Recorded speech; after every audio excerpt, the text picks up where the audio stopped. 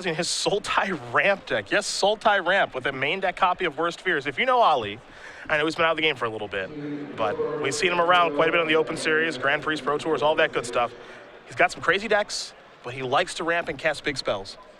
Yes, he does. Although I feel like game one here is going to be very challenging for Ali Aintrazi if Seth has any sort of draw. His deck's just not very set up for a quick onslaught of cheap creatures. I'm always a big fan of red decks just really making it known very quickly what they're up to. Foundry Denizen, here I am, this is what I'm doing. Play another one, get in there for 2. Well, Foundry Street Denizen, at least, there could be the hope that it's just some sort of token strategy. Fire Drinker Satyr is the guy who lets you know what's up. Fair enough. Ali gonna sacrifice his Polluted Delta, figure out what land he wants to search. If you can see his hand, it's a mishmash of cards. He's got Crux of Fate, Pearl Lake Ancient, Sylvan Caryatid, Courtier of Crufix, all in there. Doing a Bioblight check, and nope. The big donut. 0. How are they gonna figure out what land he wants to get here with the Delta? And if I'm in Seth's seat, I'm thinking to myself, oh, thank goodness, because Ali sacked that Delta so fast that I would have thought for a moment that I was about to get hit with Bioblight, but that'd be quite the slow roll at this stage. Yeah, if he's taking a moment to check, there is no Bioblight, especially when he's searching up an island. So Sylvan Caryatid will join the party. And we're gonna go back to Giurato's way.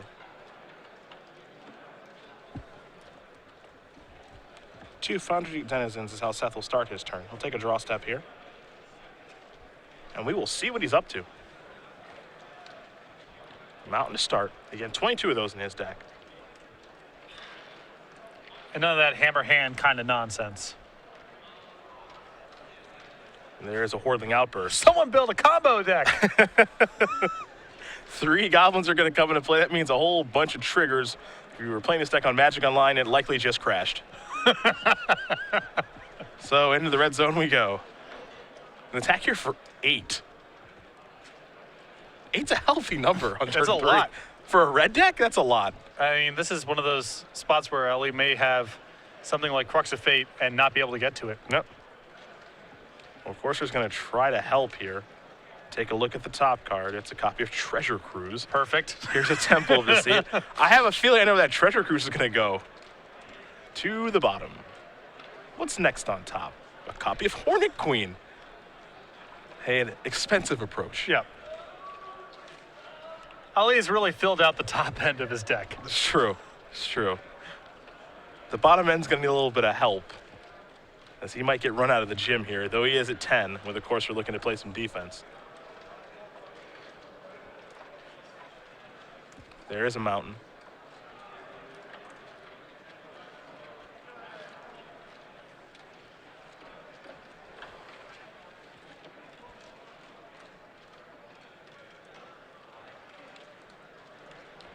Even if Seth's hand is just lands at this point, I think he's still got a very good chance of winning. And it's unlikely that his hand is just lands. It does seem rather unlikely, yes. Here is 3 mana. It's copy Goblin Rabble Master. Foundry Denizen works very, very well in this deck. You cast Rabble Master, you get a trigger. You get a Goblin, you get another trigger. It's pretty nice. So you can see what the hesitation here is on Seth's side of the table, is that he is deploying a non-lethal attack and possibly walking into Crux of Fate. Though, perhaps not. It looks like a Stoke the Flame is going to get Courtier off the table. This is a good turn. 3, 6, 7, 8 points of damage.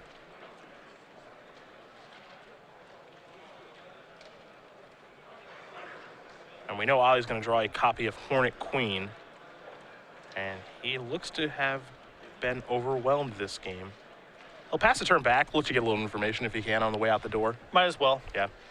No reason to concede. That's for sure.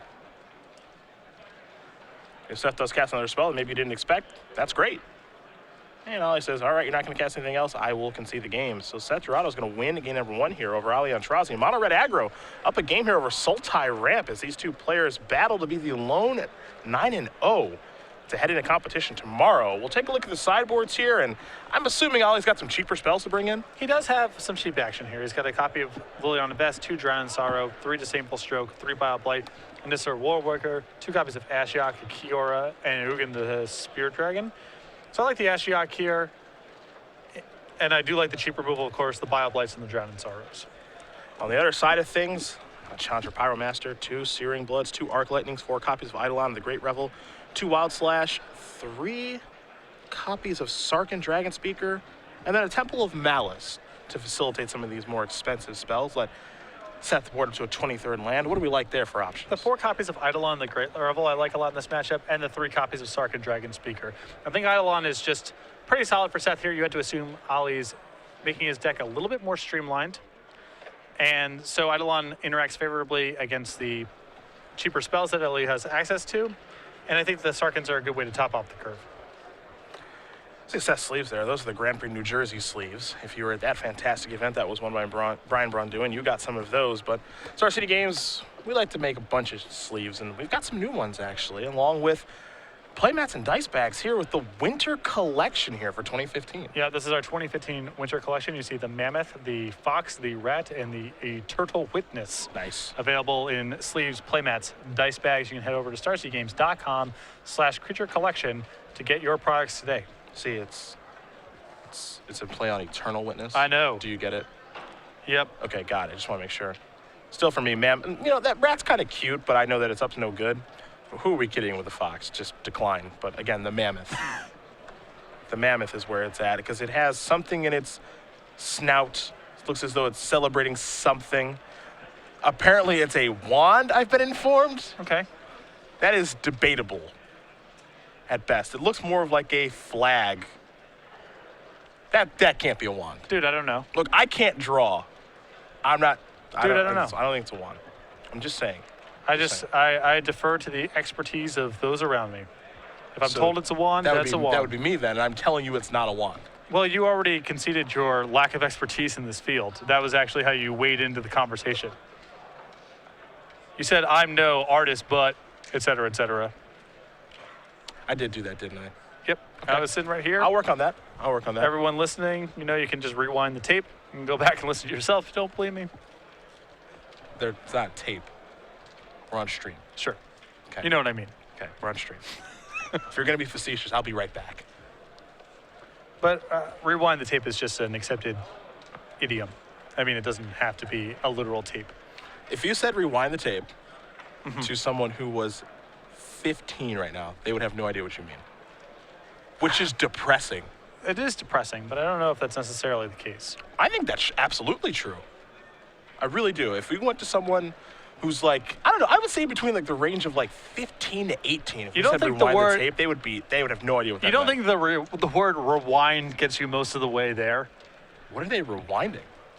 I don't know, man. Nowadays, what are they even? I bet there's not even like rewind button. VHSs? I don't know. No, those are collecting dust in their parents' houses. I don't know. There are no tapes to rewind anymore. Sure. We own the tapes that are there to rewind. Us and Blockbuster, we're the only ones with tapes to rewind. It's Blockbuster depressing. can't possibly still exist, does it? So I know they're basically out of business, but you have to imagine there's like one left somewhere, right? They're still just trucking along. For a while, I was living in Irvine, California, which is among the more tech-savvy places you can live in the United States. It's not quite the Bay Area, but there's a whole bunch of that kind of stuff going on. Okay. And there's a Blockbuster there. And I just thought this was the craziest thing, Like, first of all, Blockbuster existing in 2012 is already pure insanity. But the fact that it's in a town where people have, like, I don't know, the internet, it's just really weird to me that would have been a thing that existed. But it did. I've just been informed. We lost one more sponsor. Yep. Blockbuster will not be sponsoring the Open Series. Tough to watch. Or anything else. As it's over. It's all over. It's over. I bet young kids, what do you think they would know more of? Rewind the tape or Blockbuster? Rewind the tape. Because, that's just an expression where if you know the English language, even if you don't know what a tape is, you can probably get to the finish line. Whereas Blockbuster is just super archaic. Yeah. It's a real shame. Yeah. No, that's definitely true. That's my childhood. The Blockbuster where I grew up, it's an auto store now. It's just depressing. Yeah, they turned my favorite diner when I was a kid into a karate studio. Really? Yeah. Yeah, they did. Karate studio, man. That's tough. That's Yeah. really tough. It's hard to watch. And I came back, when I first saw it, I came back at a time where, I'd left New Jersey for a while and I was in California. I was feeling disconnected from everything, missed being home, didn't feel like I was ever going to fit in.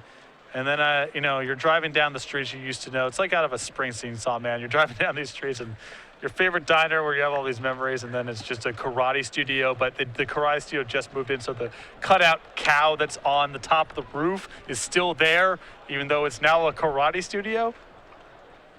There's still the filth that the cow left behind. No, it's like a cardboard cutout, like a okay. billboard cow that they didn't have time to remove yet, so it's just on top of the karate studio. I'm sorry, man. That sounds tough. It really does. Yeah, it was. Temple of Malady is where Ollie's going to begin things. He'll leave the top gun on top, pass the turn back. Seth did have to take a mulligan, though he's off to another quick start here with Fountain Street Tennyson. And I think that Ollie's bringing a lot more to the table here post-board. I mean, he gets to still maintain his top end. He's got no shortage of expensive cards to leave in to try to win the game with, but he just gets access to more cheap removal, which is really what he needs. Here is the Fountain Street Tennyson. It's going to get a little bigger. It's a 3-power creature now. Swift Spear and the Fire Drinker Satyr are the plays here. So I really like this line of play from Seth, because you might be thinking to yourself at home, isn't he just dead to Drown in Sorrow? And the answer is probably, but he's also probably dead if he doesn't cast anything. So he's just got to hope that this is good enough. Now, Ollie, I believe, does have a copy of Drown in Sorrow in hand, and if that's the case, let's not get too greedy. Let's get that stuff off the table. This is good enough. Against an opponent who's mulligan, should be fine. Is that kind of a slow hand? Got a Hero's Downfall over there. I want to clear all this stuff away, and Ali does too. So Drown in Sorrow is here. It's going to kill everything. And Ali already knows the top card of his deck. He's happy with it, so we'll go back to Seth. Perhaps it's Rabble Master time? Yes, sir. Not a bad follow-up. Not at all. Though the Hero's Downfall in Ollie's hand will be able to take care of that, and then Ollie's just got to worry about the Goblin token. Yeah, I think Ollie's going to be able to weather the storm here. He's got a lot of power in his hand, too. Doesn't even necessarily have to kill the Rabble Master this turn. He can simply deploy Corsair Crewfix. The tokens don't mean that much, and you can kill the Rabble Master the following turn.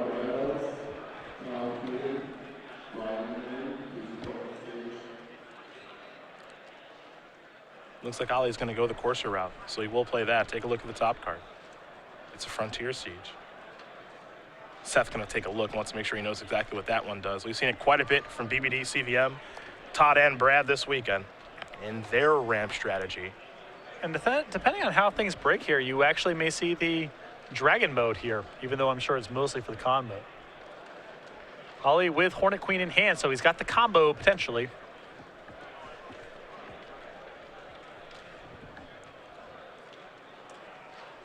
Well, time for another Goblin token.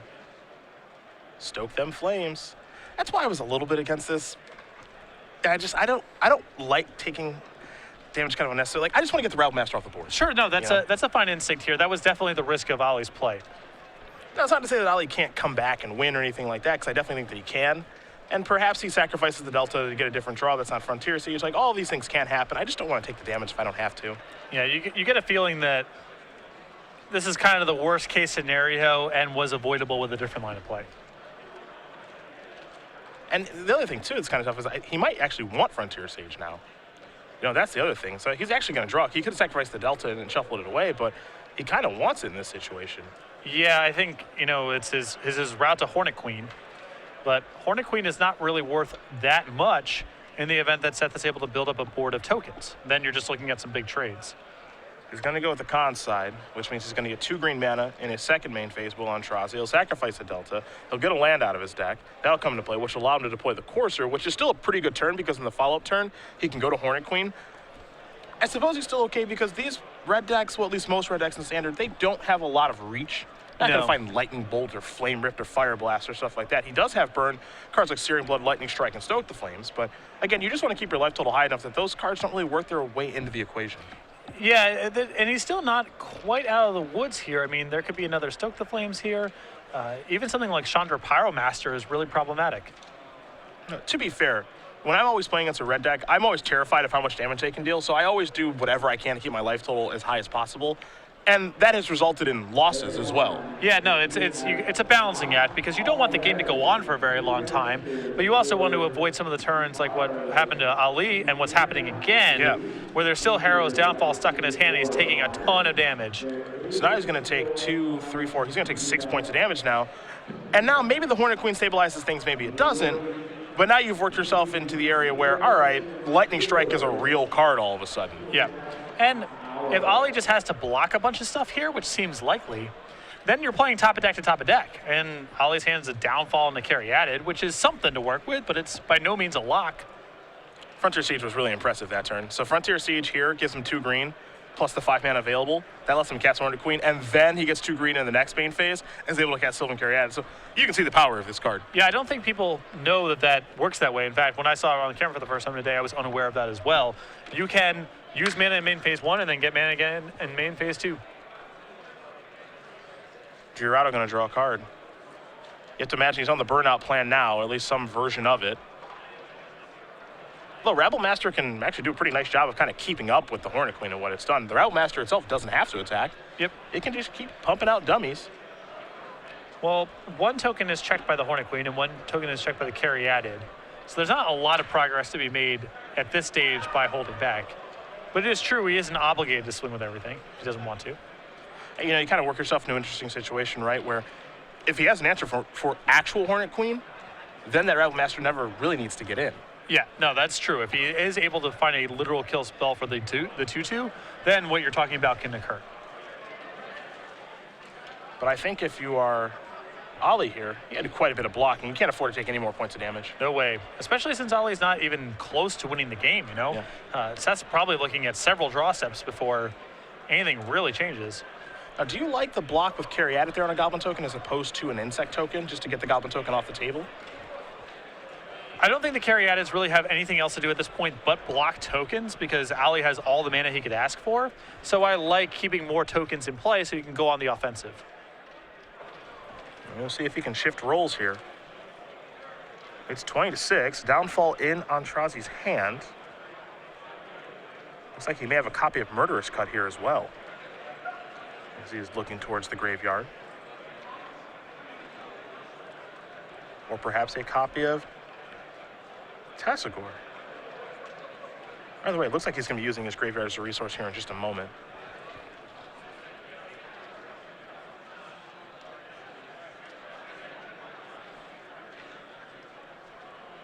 And he's got quite a few delve spells in his deck here, so he doesn't want to fire off his graveyard for no reason. We can't forget about the 2 green mana that the Frontier Siege will produce as well. Yep. I think he may have briefly forgotten that he was going to get that mana. Yes, it is Tasigor. So the 4/5 has arrived.